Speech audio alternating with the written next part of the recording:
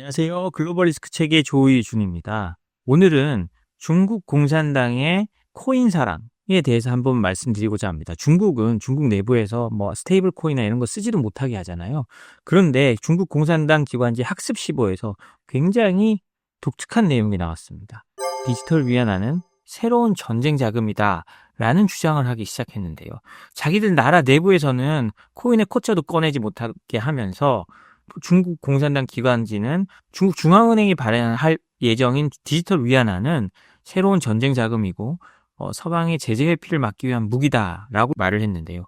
저희가 지금까지 중국이 과도하게 금을 모아가고 있고 원유도 지금 급격하게 비축하고 있다 이런 말씀을 드렸습니다. 그래서 원유 시장 일각에서는 이거 정말 저러다가 중국이 대만을 침공하는 거 아니냐라는 말도 하는데요. 왜냐하면 그때 일어날 공급망 분리나 공급망의 위협을 최소화하기 위해서 미리 원자재를 쌓아놓고 있다는 거죠. 그런데 공산당 기관지가 미국이나 서방과의 금융 절연 그리고 그쪽의 자금 압박 등을 고려해서 그럼 우리는 뭘 해야 될까라는 걸 공식적으로 드러낸 것입니다. 그래서 그 부분 한번 살펴보도록 하겠습니다. 중국이 디지털 화폐를 단순한 결제 수단이 아닌 국가 전략 자산으로 바라보면서 금융안보 체계의 핵심 도구로 삼기 시작했습니다. 중국 공산당교 기관지인 학습시보는요, 최근 공식 위챗 계정에 올린 논평 디지털 화폐의 전시 군사적 기능을 통해 디지털 자산은 전시 금융자산의 도구 상자이고 전쟁의 양상을 바꾸는 새로운 무기라고 명시했습니다. 이게 참 무서운 얘기죠. 왜 우리가 디지털 자산을 키워야 되느냐? 국가의 효율화나 어떤 결제 시스템의 혁명이 아니라 전시 금융 전략의 도구 상자이고 전쟁 양상을 바꾸는 새로운 무기이기 때문에 키워야 된다는 것입니다. 이는 미국과 서방의 금융 제재, 특히 스위프트 시스템의 의존도를 낮추려는 중국의 오랜 구상과 맞닿아 있는데요. 중앙은행 디지털 화폐인 디지털 위안화와 블록체인 기술을 결합해 경제 제재에 대비하고 유사시 독립적 결제망을 유지해야 된다는 겁니다. 보고서는요, 빠르고 익명성이 높은 거래 기능이 디지털 자산의 군사화를 가능하게 한다며 디지털 화폐가 이미 군사적 응용 단계에 들어섰다고 분석했습니다. 디지털 화폐가 이미 군사적 응용 단계에 들어섰다라는 표현은 굉장히 의미심장하다고 생각합니다. 미국이든 중국이든 이미 디지털 화폐를 통한 필요시에 분수 물자 구입이나 이런 걸 다 그렇게 할 수 있도록 시스템을 만들어가고 있다는 거잖아요. 특히 미국 국방수권법이 포함된 국방 블록체인 내부 시험 프로그램을 예시로 들면서 국방과 금융이 결합되는 금융전의 시대가 도래했고 암호화폐와 CBDC가 그러니까 국가의 디지털 화폐죠. 경제적 생존력의 결정적 변수로 작용할 수 있다고 덧붙였습니다. 이런 걸 보면 미국이든 중국이든 유사시를 대비해서 암호화폐를 통한 지급결제 시스템을 갖추기 위해서 노력하는 걸 굉장히 알 수 있습니다. 특히 중국은 미국보다 더 취약하겠죠. 미국은 달러라는 어마어마한 돈의 힘을 가지고 있고 그게 또 전 세계 영국에도 거점이 있고 전 세계에 달러가 뿌려져 있고 미국이 힘든 상황에도 달러는 쓰이게 될 가능성이 높습니다. 그렇지만 위안화는 다르죠. 그렇기 때문에 중국 입장에서는 이런 거에 더 포커스를 맞출 수밖에 없는데요. 중국이 이런 디지털 화폐의 국방 활용성을 모색하는 배경에는 미국을 비롯한 서방 국가들의 경제 제재가 당연히 있습니다. 특히 전 세계 200여 개국 1만 1000개 금융기관이 사용하는 스위프트 국제금융결제망이죠. 통과하는 대부분의 거래는 달러로 결제됩니다. 그러다 보니 중국 입장에서는 더더욱 위협을 느낄 수밖에 없는 거죠. 그래서 만약에 미국이 지정학적 갈등의 스위프트 조건을 차단해버리면 중국의 주요 은행들은 당연히 국제금융 생태계에서 고립되게 됩니다. 이에 중국은 디지털 위안화를 통해서요, 대외 결제의 독립성을 확보하고 국제 제재 환경에서 경제 활동을 유지할 수 있는 체계를 구축 중이라고 합니다. 이 디지털 위안화를 왜 해야 되냐면요, 이 보고서는요, 물리적 은행망이 마비되거나 제재를 받을 경우 디지털 화폐가 국경 간 거래나 군사 무역 결제의 은밀한 경로가 될 수 있다고 언급했습니다. 실제로 베네수엘라와 이란은 각각 석유와 금에 연동된 암호화폐를 통해서 제재 하에서도 자금 결제를 시도한 적이 있고요. 중국 입장에서는 그러면 우리 편을 모아서 우리 공급망에 있는 나라들을 모아서 디지털 위안화로 결제하면 되겠네? 라는 생각을 하고 있는 겁니다. 보고서는요, 암호화폐의 블록체인 기술은 자금 출처를 분산시키고 익명성을 부여하기 때문에 적의 추적과 차단 가능성을 낮춘다고 주장했습니다. 그러면서 이는 곧 전쟁의 향방을 바꿀 수 있는 요인이 된다고 설명했고요. 블록체인 기반 금융체계가 국가의 유동성 복원력을 강화하고 제재 상황에서도 전시자금을 안정적으로 운영할 수 있도록 해준다고 말했다고 합니다. 근데 여기서 이제 중국은 조금 다른 모습을 보여주죠. 중국은 디지털 위안화를 통해서 금융 주권을 강화하려 하지만 비트코인 등 민간 암호화폐는 엄격히 통제하고 있습니다. 중국은 이런 것들이 사회적 투기 열풍을 촉발할 위험이 있다고 판단하고 있는데요. 물론 뭐 한국도 뭐 사실 투기의 나라라고 하면서 암호화폐가 뭐 김치 프리미엄이라고 해서 다른 나라보다 훨씬 더 좀 비싸게 팔리는 면이 있잖아요. 한국도 투기라면 뭐 둘째가라면 서러운데 중국은 뭐 더하죠. 중국은 더하기 때문에 중국 당국이 이렇게 암호화폐를 막고 있습니다. 그러나 이게 단순히 투기 열풍을 막기 위한 것이 아니라 국내 자본이 빠져나가는 것을 막기 위한 것도 있습니다. 암호화폐를 이렇게 열어주면 중국 사람들은 언제 내 자산이 어떻게 몰수될지 모른다는 불안감이 늘 가지고 있거든요. 그래서 해외의 자산들을 중국 부자들이 사는 거니까요. 그런 것들 때문에 중국이 중국 내에 코인 판매나 그 거래를 철저하게 막고 있는 것도 있습니다. 반면 블록체인 기술 그 자체는 적극 육성하고 있는데요. 시진핑 주석은 2019년 정치국 집단 학습에서 블록체인은 기술 혁신과 산업 변혁의 핵심이라고 하면서 전면 개발을 지시했습니다. 중국군 기관지 해방군보 역시요. 2019년 블록체인의 군사적 활용 가능성을 분석했는데 인민해방군 군사과학원 연구진은 블록체인이 군 인사관리, 임무 수행 기록, 물류 및 보급체계 관리에 유용하다고 평가했다고 합니다. 특히 보안성과 데이터 위변조 방지 기능을 높이 평가했고요. 위험성이 낮은 영역부터 실험적으로 도입할 필요가 있다고 권고했다고 합니다. 그러니까 이런 모습에 대해서 홍콩의 사우스차이나 모닝포스트가 종합적으로 분석한 게 있는데요. 중국 공산당이 암호화폐와 디지털 화폐를 통해 금융체계를 국가안보 도구로 전환하려고 한다. 단순히 거래 도구나 금융의 혁신이 아니라 국가안보 도구로 전환하려 하고 있다라는 겁니다. 또 이 흐름이 디지털 위안화는 단순한 화폐 혁신이 아니라 제재 회피 전략의 일환이라고 평가하면서요. 블록체인 기술과 CBDC가 결합한 이 시도는 경제안보, 지정학, 기술 패권이 결합된 복합 전략으로 이해해야 된다라는 겁니다. 결국 디지털 위안화가 이제 글로벌 결제망으로 어느 정도라도 들어갈 경우에는요, 미중 간 금융 패권 경쟁이 또 새로운 모습으로 벌어질 수도 있는 거죠. 그러니까 우리가 이 새로운 기술이 뜰 때 단순한 투자 상황으로만 보는 게 아니라요, 이렇게 어떤 패권 경쟁의 눈으로 보면 이것들을 어떻게 키워갈지가 조금 더 명확하게 보일 것으로 생각됩니다. 전쟁에서 중국이 금융 복원력을 키우기 위해 디지털 위안화를 추진한다는 거 금방 말씀드렸는데요. 중국은 지금 아주 미묘한 모습을 보이고 있습니다. 어떤 곳은 서방의 제재가 일어나면 중국 산둥성 같은 경우는 서방 제재에 굉장히 민감하게 반응하면서 제재 위반이나 혹은 러시아의 유령 선박이나 이런 것들이 못 들어오게 막는 반면에 다른 지역에서는요, 오히려 제재 위반을 보란 듯이 하고 있습니다.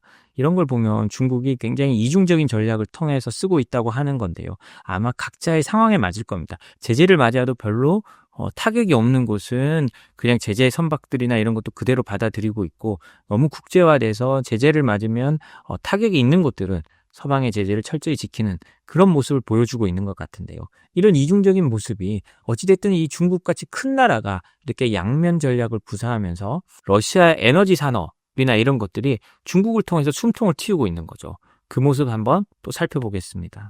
러시아의 북극 액화 천연가스 프로젝트, 북극 LNG2가요. 일단 미국도 그렇고 EU도 그렇고 강력한 제재를 했습니다.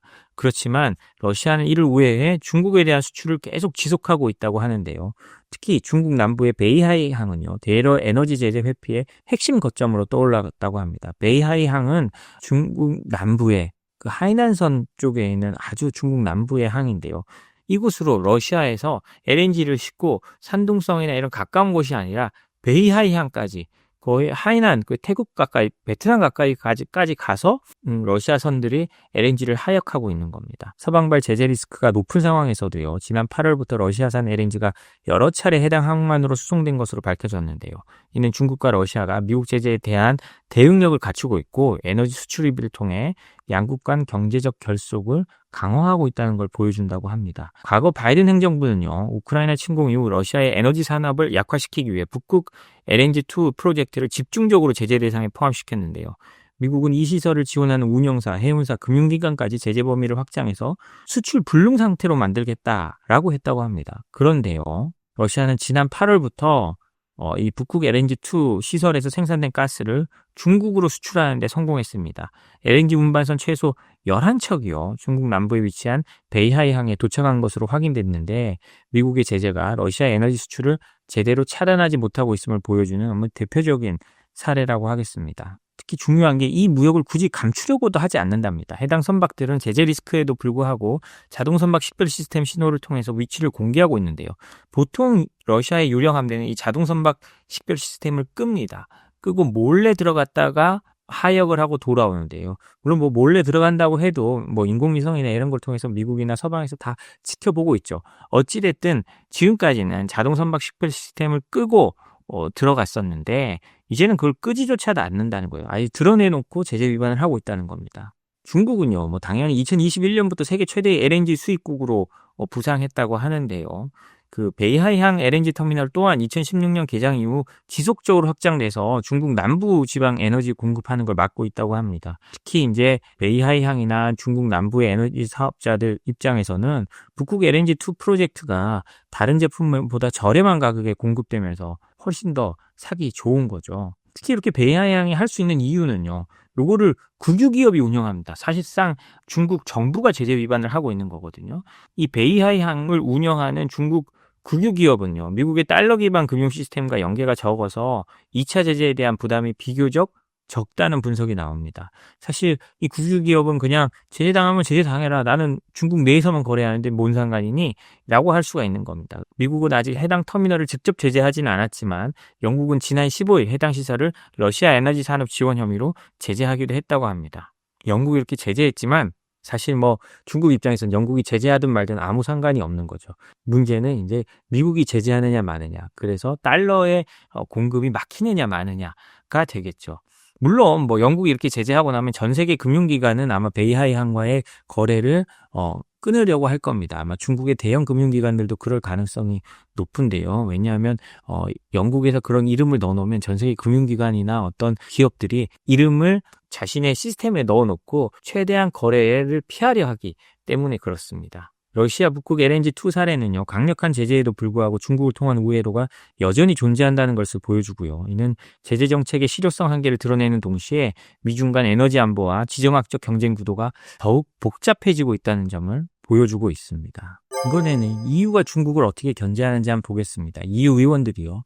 태양광 인버터에서 화웨이 제품을 빼라 라고 반발하고 나섰습니다. 사실 태양광 산업은 중국이 다 먹은 걸로 유명하잖아요. 워낙 뭐 중국 내 제조 단가가 싸고 보조금 등으로 전 세계를 덮치고 있는데 유럽의 의원들이 이대로 가면 안 된다. 특히 태양광의 핵심인 그 인버터 시장 내의 지배력이 중국이 다 가져가면 유럽 내의 에너지 안보가 위험해진다.